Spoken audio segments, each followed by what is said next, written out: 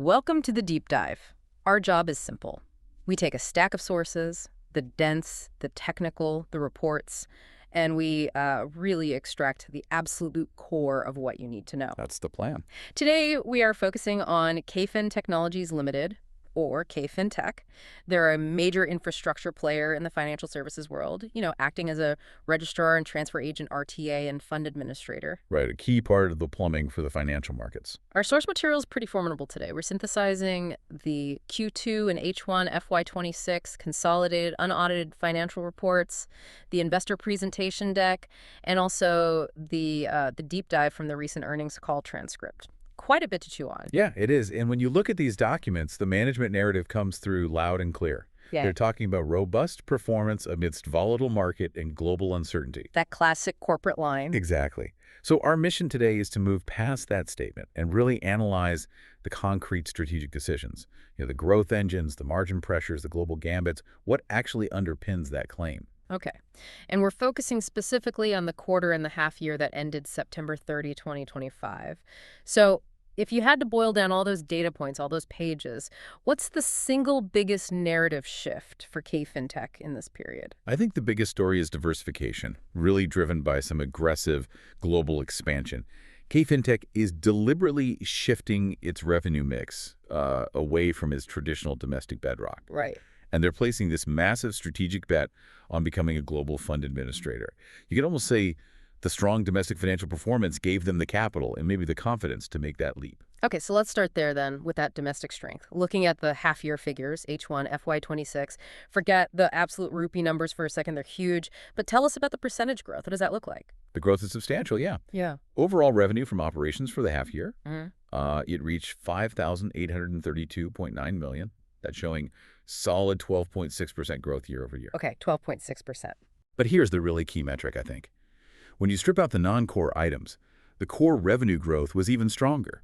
It clocked in at 15.7% year on year. Almost 16%. Right, and that consistency, it suggests that the demand for their essential financial infrastructure services is, well, highly inelastic. People need this stuff. So robust revenue growth. How did that translate to the bottom line? Because, growth often requires significant spending, right? CapEx and all that. It does. Profit after tax, or PE, Okay. for H1 FY26 grew 8.4% year on year. It reached $1,705.7 million. Okay. And that translates to a PAN margin of 29.2%. Pretty healthy. Right. If we zoom into just the quarter, Q2 FY26, revenue was up 10.3% year on year, and the diluted earnings per share, EPS, stood at 5.38. Right. So the fact that the margins are holding fairly steady, around that 29% mark, while they're executing these major strategic shifts, it points back to what management keeps crediting, their diversified business model and operational discipline. That emphasis on diversification seems critical then. You're basically saying they've de-risked themselves somewhat, not relying solely on one segment of that massive Indian financial market. Precisely. And that's exactly why this next topic is probably the most important one, the global play. Management isn't hiding their ambition here at all. No. No, they explicitly stated their vision is to be the first large global fund administrator coming out of India. Big goals.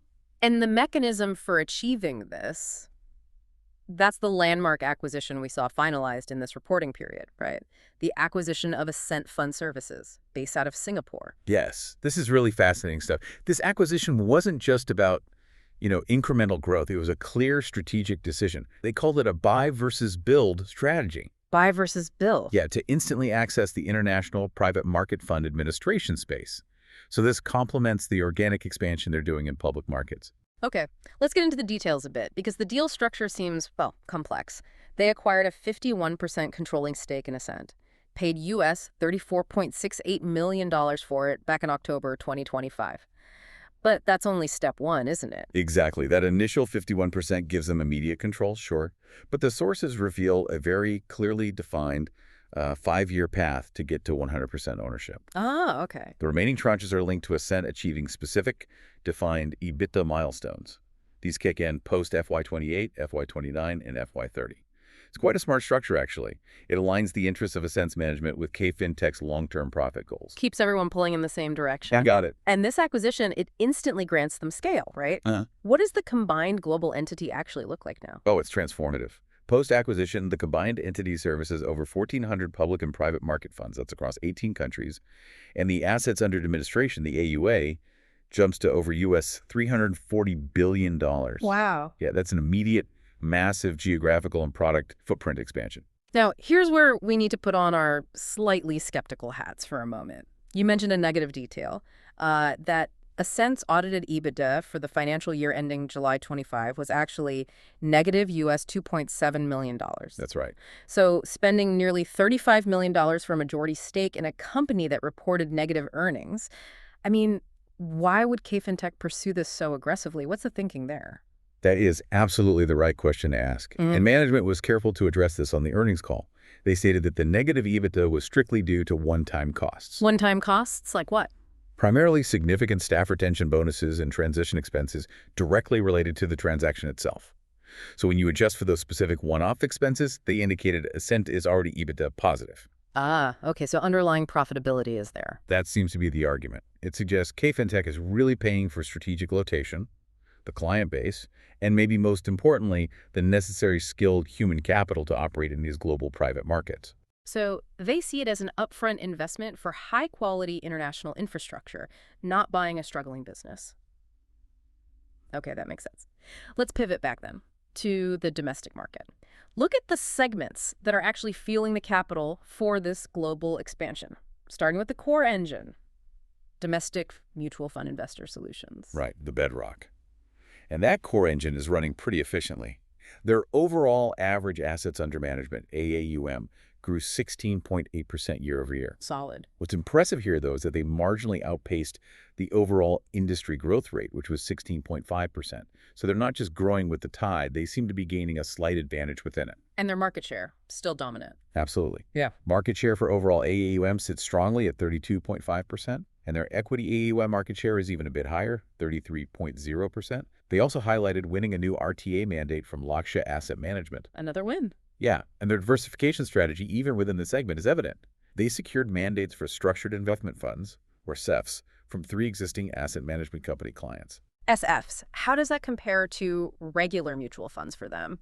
Well, it sort of mirrors the high-volume mutual fund economics, but potentially offers a slightly stickier client relationship, even if, as you mentioned earlier, the initial setup cost might be a little higher. Got it. Okay, moving to issuer solutions. This is the corporate client side. This segment just seems dedicated to sheer volume and new client wins. Incredible volume is right. They added 597 new corporate clients just in Q2 FY26 alone. Wow.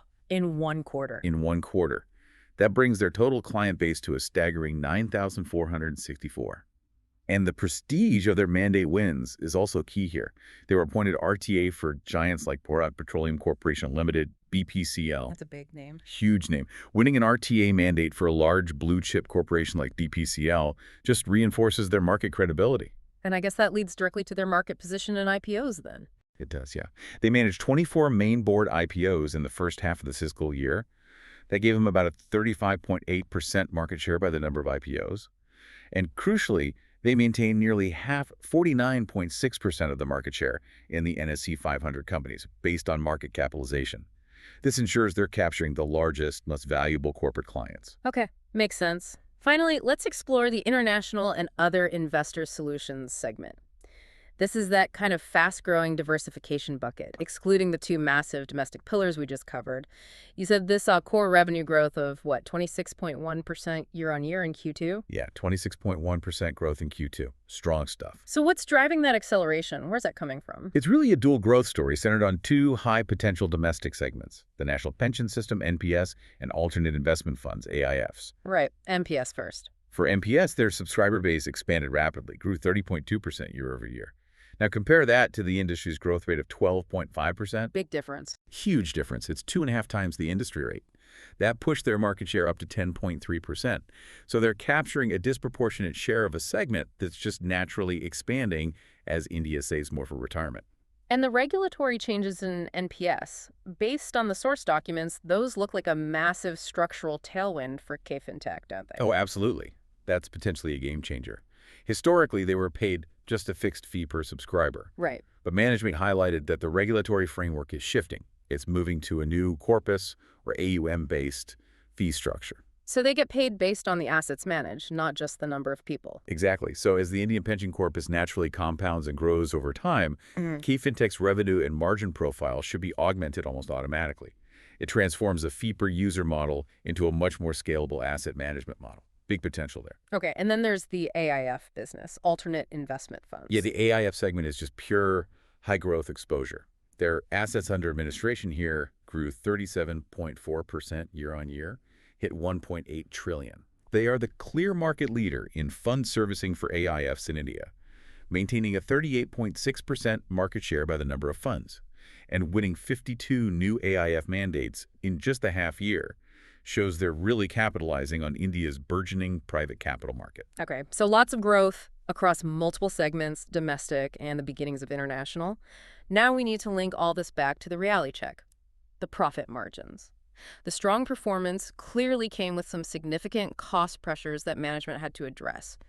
Let's talk about those margin nuances. What's the structural headwind facing the mutual fund yields, even with rising AAUM? Right. This is a point where management had to be pretty transparent. They expect yields to be range-bound and stable sequentially, meaning the short-term pressure they saw shouldn't repeat immediately. Okay, But structurally, they face what they call a telescopic pricing reduction. telescopic pricing reduction. Unpack that for us. What does that actually mean in this context? Think of it like a volume discount, but one that's sort of contractually guaranteed. As their clients, the big asset management companies, grow their own assets under management, KFin Tech's service contract mandates an automatic reduction in the fee percentage they charge on those assets. So the bigger the client gets, the lower the percentage fee KFin Tech earns. Essentially, yes, it's a built-in headwind. Management forecasts this structural long-term pricing compression will amount to about 3.5% to 4% annually. Ouch. Yeah. So KFin Tech has to achieve significant annual productivity improvements and win a lot of new clients just to offset a planned decrease in rates on their existing book of business. That really underscores why those diversification efforts are so urgent then. Okay, what about the issuer segment? We saw temporary margin compression there in Q2. This sounds like it was more of a strategic choice maybe, rather than a mandatory rate reduction like in mutual funds. That's right. It was more of a strategic cost spike, really from two distinct factors. First, that massive inflow of new mandates and IPOs we talked about, that required what they called a semi-linear cost reset. Semi-linear cost reset. What's semi-linear mean in terms of cost? It basically means manpower isn't infinitely scalable, right? To handle hundreds of near corporate clients and dozens of complex IPOs all at once, they hit a kind of resource threshold. We had to hire a large batch of additional staff pretty much simultaneously. Okay. That leads to a sudden, significant jump in the personnel cost line before the full annualized annuity revenue from all those new clients actually kicks in.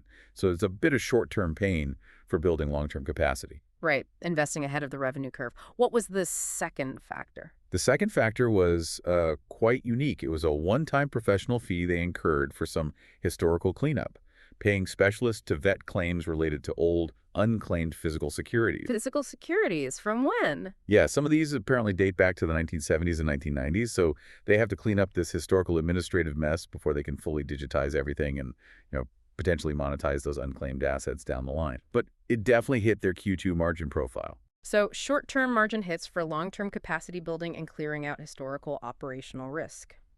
Okay, now to combat these structural headwinds and costs, they're clearly making a huge bet on technology. Tell us about this FinX program. Sounds important. FinX is, well, it sounds like a monumental internal effort. It's the re-platforming of their core technology platform, which they mentioned is about 40 years old. 40 years old. Yeah, legacy tech. They described it as a 16-module project, and they've currently gone live with 2 of those modules. So a long way to go, but this project, coupled with heavy investment in cloud storage and other tech infrastructure, is really aimed at drastically increasing productivity and, critically, reducing the reliance on costly human intervention for repetitive tasks. Automation is key, and the future forward play I found most compelling in the earnings documents. It relates to their new KYC business, and specifically blockchain technology. Yes. The new KYC Know Your Customer business launch is using, a complete API-driven architecture. That's Yeah. pretty modern standard stuff now. But the true innovation they seem to be aiming for is the next phase, this concept of tokenization using blockchain technology. Okay, explain the benefit there for the listener. Why is tokenization potentially a profit driver in KYC? Well, think about it. Right now, every single time you open a new financial product, a mutual fund account, a brokerage account, an insurance policy, you have to go through that whole KYC process again and again. Uh, yeah, painful. Exactly. It's highly regulated, necessary. But as management noted, it's essentially non-value-adding friction. Tokenization seeks to eliminate that friction.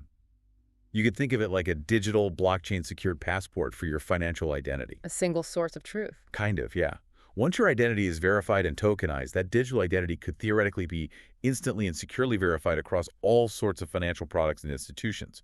It eliminates redundancy, reduces compliance costs for the institutions, and dramatically speeds up client onboarding. That's the massive productivity gain KFin Tech is trying to capture there. That could be huge if they pull it off.